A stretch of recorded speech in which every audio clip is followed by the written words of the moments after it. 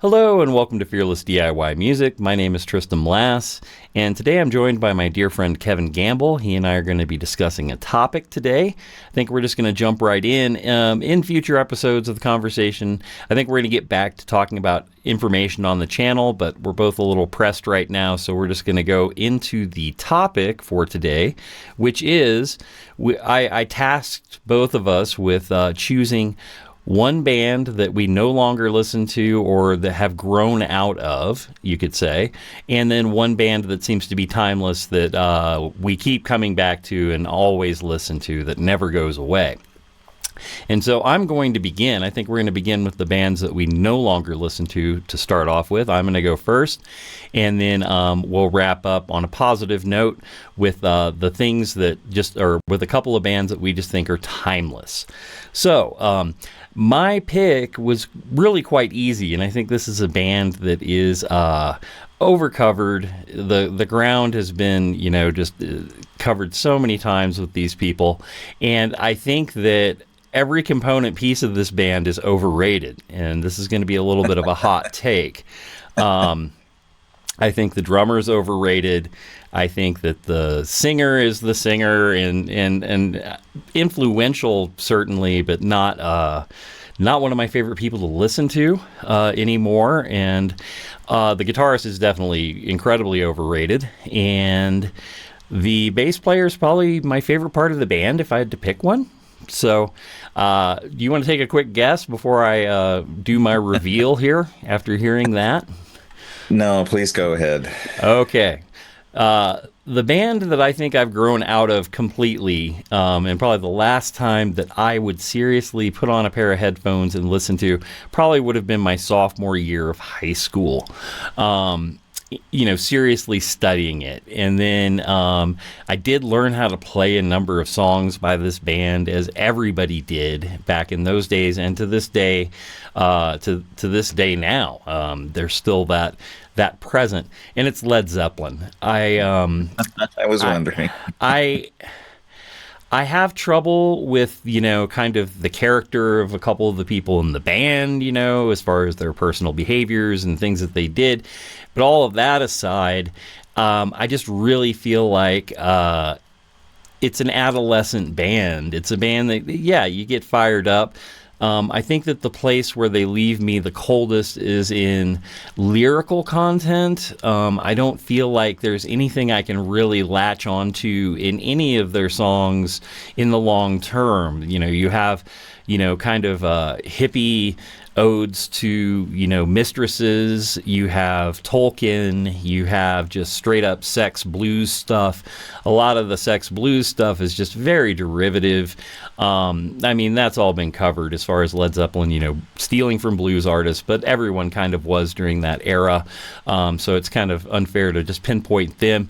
But I just find that I can't listen to it without just kind of cringing at this point in my life. Like if I were to go and sit down and like try to listen to Led Zeppelin 2, I just don't think I could do it.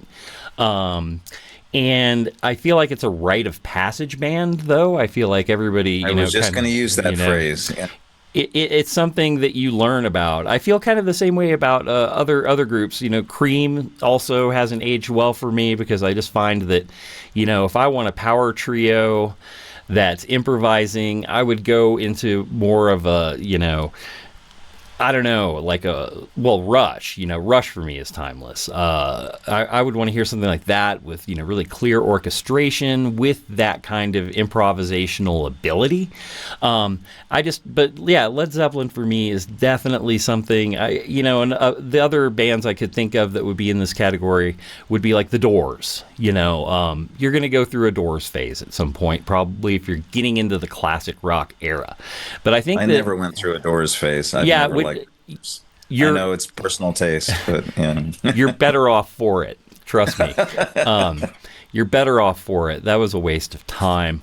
I think that a lot of it is just that era. It was very indulgent, very self-absorbed. People were elevated to heights never seen before in perhaps music, because there was a global marketplace, television, radio, all these things were beginning to really coalesce to make the penultimate rock star experience, which is now cliched to say the least. And I really feel like Led Zeppelin, a lot of people still just, they pour over Page's parts, they pour over John Bonham's amazing drumming, which John Bonham wouldn't make my top 10 drummers of all time, maybe not even my top 25. There's a lot of people I put way ahead of him. And then, and I'll wrap up with this, live versus studio. Led Zeppelin was a horrific live band. I remember all the bootlegs. We got them in high school. I had a bunch of them at least. And they would get passed around. And they're unlistenable. And then the band that I picked for my timeless band, you can, studio versus live, it's just, it's amazing what they could do. And during the same era as well, without giving too much away. So Led Zeppelin's my pick. That's the band I grew out of and will probably never listen to again. So, all right, Kev, you're up.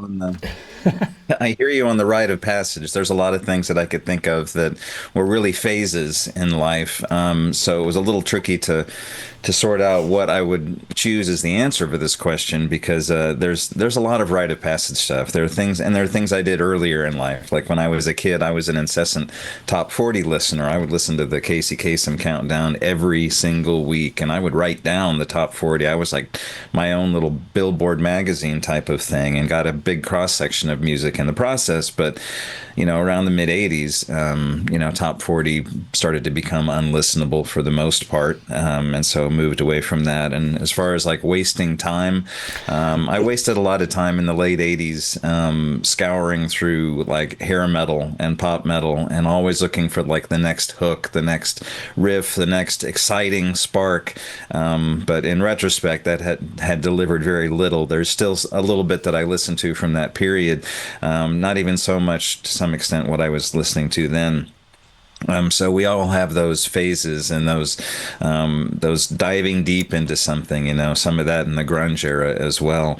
Sure. So this was a tricky one for me to answer, because there aren't many bands that I was genuinely deeply into as a point of focus that I can't listen to now, or don't listen to some degree of regularity. And so, and also I feel like we're in a time right now where, gosh, we just need to encourage more listening. So I hate to disparage anybody, but oh, come on, let's do it. And then I've got an answer, and then I also thought, I thought about the band when I was thinking about the bands that I still listen to, incessantly and will never stop listening to. I had to be honest that it's like I kind of stopped with almost all of them at some point in their catalog. There are bands that I still listen to daily, weekly, will never stop listening to, but I haven't bought a new studio album from them in many years. And so how do I define this? And so the best definition I could come up with that would be relevant would be, what's an artist where the current listening is the most inversely proportional to how deep I went with them and how incessantly I did listen to them at one point. And probably the answer for that one for me would be The Church, just because they were my North Star for music for many years, all through the late 80s and the 90s. And I was, back in those days, I would scour for everything, CD singles and EPs and imports and solo albums that only got tiny releases. And so I was hoovering up everything and just devouring it. And so some of it maybe just went so deep that I burned out on some of it, but also a lot of the later work as they went on kind of lost me. The band members changed. Some of the essential band members left and never came back, and so it doesn't feel the same for me. I can't really appreciate it the way I did back then. I do go and revisit their classic stuff. It's never gone completely out of the rotation, but I just find myself naturally not going there as much as some of the other bands I'll talk about in the next section. Oh my goodness, my head's about ready to explode. I never in a million years would have thought that you would outgrow the church. That's Well, I don't want really to say that, okay. but Oh, you're not going that far, but you're just saying that yeah. you've disengaged from the church at Yeah. this point. It was such a deep rite of passage. So much It of it was was for for me. you, especially. Yes. Anything that becomes a rite of passage is hard to sustain in the same way. But when I listen back to those older records, it still, transports me there, and I still feel the depth of connection to it. It will never be a why did I ever care about that, or why did I Mm. ever show interest in that. But like I said, as they went along later, in the 2000s, it kind of seemed to lose the plot for me personally. And now there's very little left of what there was Yeah. originally. They're still going. I'm glad they're still going, and the entity is still going, and Steve Kilbey is going, and I hope they continue as long as they want. But I haven't been able to keep up with it. Really quick before I go into my timeless band, I saw the church in 2007, I believe it was. It was 2006 or 7. They were in Portland, where I was living at the time, and I told you about that show. It was just so heartbreaking to see. I mean, like Kilby, be it through substance abuse or just he was having a bad night, just walked off the stage. Marty Wilson Piper was the only thing that saved that show. It was still pretty much the original lineup minus the drummer, the original drummer Yes. who had been Yeah. long gone. Yeah. But Marty Wilson just sat down, nobody else on stage, with his guitar and just did a solo set and saved the audience, because otherwise, I mean, people were angry, and yeah, that's just really interesting. So you took a very detailed approach to this, and I like that. I like and I like the fact that you were willing. That's a huge thing for you to say, is that you Yeah. disengaged from, because the church was a nucleus for you forever, and so Yeah. that's super cool. All Yeah, right. and just since you mentioned Marty Wilson Piper, that's the element I listen to the most at this point. Is that I still revisit all of it, but his work has continued to remain really interesting to me, and gets much more commonly through the cycle than the rest of it. Well, you mentioned that in another music appreciation video that we did, where Marty Wilson was one of the people that you highlighted. Let's link that down below. I'll do that when I edit the video, or if I forget, you catch it and put the link to that one that we did. All Sounds right. good. Without further ado, do you want to take a stab at who I'm going to put at timeless, like listen to regularly? And I think that the disparate, the remaining members are still out there doing good work, but they lean heavily on the back catalog as well at this point. But you want to take a stab at it, or you just want me to reveal? Well, you actually already mentioned a band in passing that I thought might be it, and which is it for me. So why don't you just go ahead and All see right. see if I'm surprised. Well, this band was hugely influential on Rush, for sure. I think that Rush used them as a touchstone, maybe the biggest touchstone for Rush as far as inspiration. Later on, the Police, I would say, had more of an influence on Rush, going into the 80s and the Permanent Waves and Moving Pictures era. Rush certainly was probably number 2 for me. However, there's something about this band that I'm about to reveal. The individual players in the band are all considered virtuosos on their instruments. There's no question of that. Both drummers during my favorite time period of this band went on to do huge things. One of them went on to be in one of your favorite bands of all time, King Crimson. Okay, drummer from Yes I goes had a to King feeling this is Crimson. where you were heading, yeah, but I wasn't sure that this was going to be it, so this is still a surprise. Yes is my band. I think that their arrangements, the songs. I mean, I could listen to Close to the Edge, Fragile, and the Yes album, and only have those 3 albums to listen to for the rest of my life, and I would be happy. Standout tracks for me include like You and I, Yours Is No Disgrace. Those 2 songs in particular, just it kills me when those acoustic parts come in that are so Yes. they're so deceptively simple, but they knew how to arrange a song. Even though they were doing these, very, by some people's standards, bloated prog rock, it wasn't. Everything is a hook in these songs. And they knew when to let it breathe. And they knew when to do improvisation. And going to the live thing, I revisited Yes songs on YouTube not too long ago. Over the past few days, I've been watching it, actually.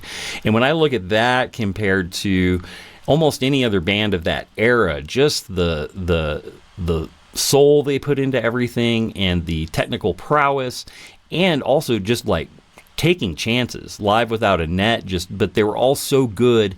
And in that Alan White era, they were really, really tight, And Alan White's drumming was a little bit sparser than Bruford's. So, it just really it really breathed. And then John Anderson and Chris Squire, are there two better vocalists working together to get those ethereal harmonies and things. The other thing that really makes me so diehard on Yes is that Steve Howe to me is one of the most underrecognized guitar players of all time. You're not going to see nearly even a fraction of coverage over his playing versus almost anybody else of his era and time who came up. I would say the same about Hackett too from Genesis, and of course they went on. And the other thing is too, everybody from Yes went on to do amazing work through the 80s, the 90s, till the current time. There may not be writing great stuff now, but they can still all perform at pretty top level for their ages. So, and then in the 80s, they were all over the place. You got Steve Howe in Asia. How big was that band? They were gigantic. Biggest album of the year. Yeah. GTR was another overlooked thing that he and Hackett did together. Yeah. So I love that album, even though it gets a lot of flack for being, not what everyone wanted to see as the ultimate prog, summit. But they were having fun. That's the way I look at it. But anyway, back to my initial point before I digressed. Steve Howe to me I play Steve Howe licks constantly to this day. Mood for a Day is something I warm up with whenever I pick up a nylon guitar. That's the first thing I play. The Clap I still play on steel string acoustic. I do the intro to Roundabout as a warm up all the time. And You and I, that chord progression is always slipping in and out of my demo videos. I'm always messing around with that. So it's never left me.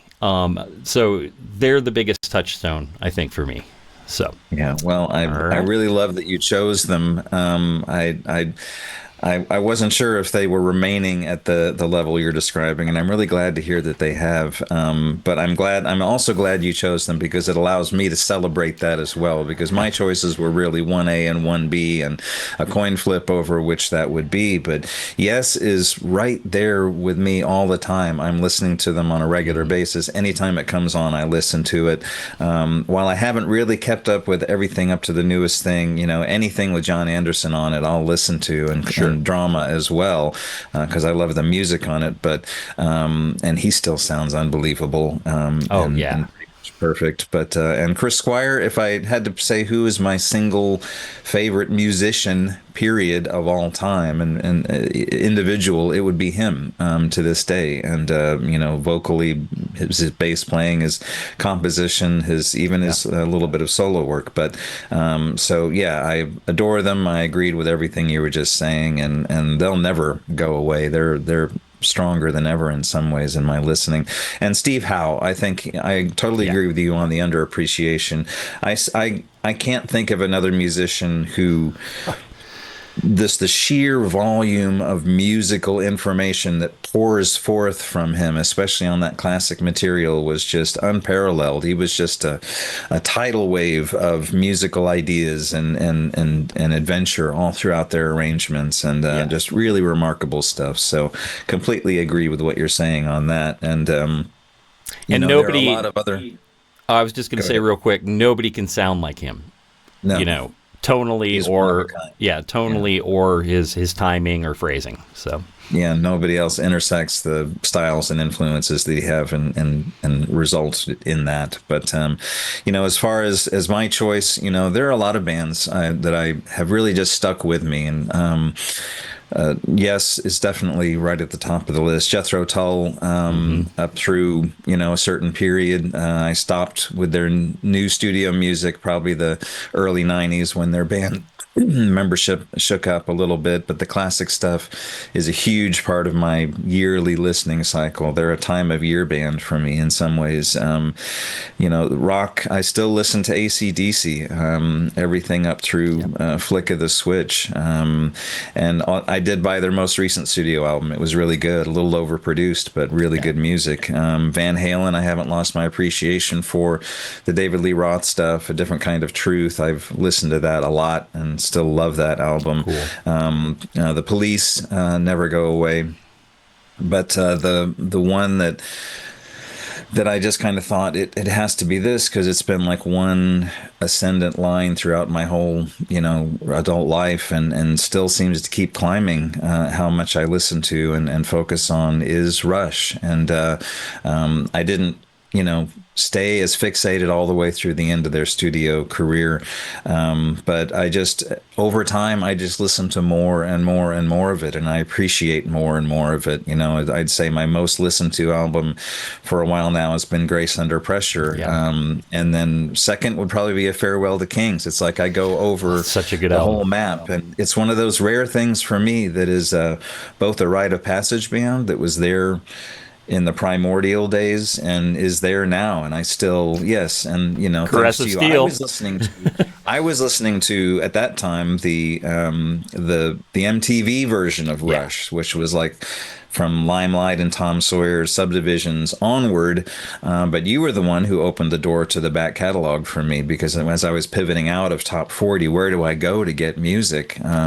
Caress of Steel started that avalanche down the back catalog, and it's really never gone away, and I still appreciate it pretty much just as much, in a lot of cases more than I did back then. And in addition to the musical richness they offer and the incredible high level of craft and dedication that they brought to it, to me, they really embody like an ideal of in an age that's marked so much by social entropy. They were a consistent unit. They held together. The three of those guys, they stuck together as artists, as friends. They maintained their structure all the way through so many changes and upheavals.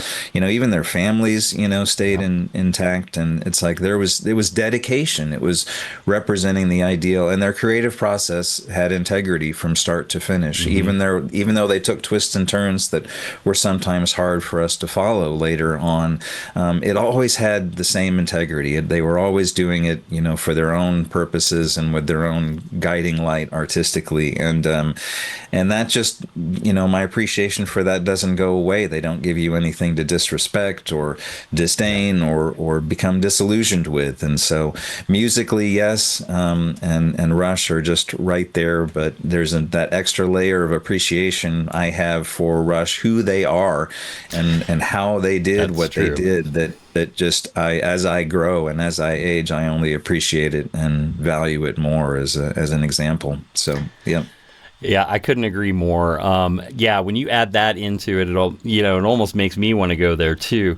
The only thing that held me back from Rush was that they were so vital to me, like in the junior high school phase of my life, that it's hard for me not to be taken back into that world a little bit.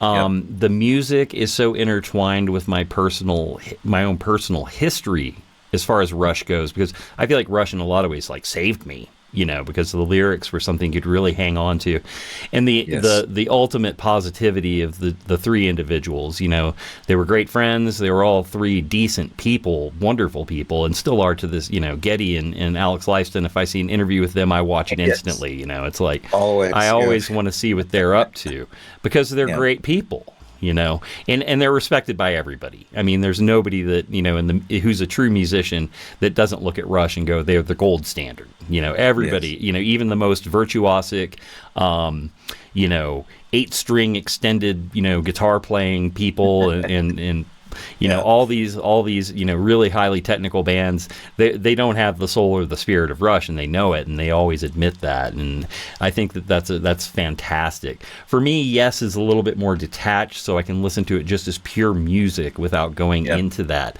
And I think that's where the separation for me was. But yeah, I'm right there with you. I mean, I'll never grow tired of Rush, especially for me, it's like, I don't like 2112 is my least favorite of all their prime albums. First album, 2112, I go back to the least. From early days. But yeah, Farewell to Kings, Hemispheres, and By Night. Permanent Waves. Those 3 albums, in a row is just like, to me, that is like Rush at their finest. Is just because it's just those 3 albums just all sound so good too. The production, Terry Brown was just incredible. Yeah, absolutely. All right. And I want to give real quick before we're done. I want to give one little bit of honorable mention, because we talked about a lot of bands that we love, but we don't necessarily obsess about all the way to the end of their catalogs. And I had to be honest about that. And I thought, who are the bands that if they came out with a studio album now, I would buy it automatically. And I'm not going to do a whole essay on this, but there were just a few. I looked at my collection and it was like Voivod. Yeah. Seems like an odd choice, but when they come out with a new album, I buy it automatically. Iron Maiden, I still buy every new album, and I have for years. Men Without Hats, there's an oddity. They've only put out a few albums in their career, but if they announce something new, I'm automatically buying it. Midnight Oil, I've got the T-shirt on. Never stopped listening to them or their studio music, and there aren't many artists that can continue to go for that long and still make music that you stay up with as much as the older music. And while none of these artists were the 1A or 1B that I mentioned, as far as like they just incessantly permeate my listening, it's like I have to give a nod to those. It's like these are the artists that, I didn't buy the newest Yes album. I didn't buy the most recent, anything recent from Jethro Tull or things like that. But these bands, I still, try to vote with my money and am always ready to hear what they have to say. So just thought I'd add that tag to the end for a different type of appreciation. That's very cool.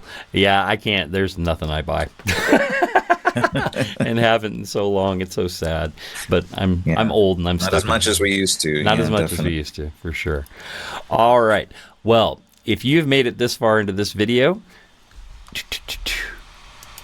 you just saw a notification that we are running out of time. I will, be honest. We're on free Zoom, so we run out of time sometimes. But anyway. I would like to thank you for watching. If you would like to leave your favorite band or a band that you've grown out of in the comments, please do. And hit that like and subscribe button, and we'll see you next time. You take care.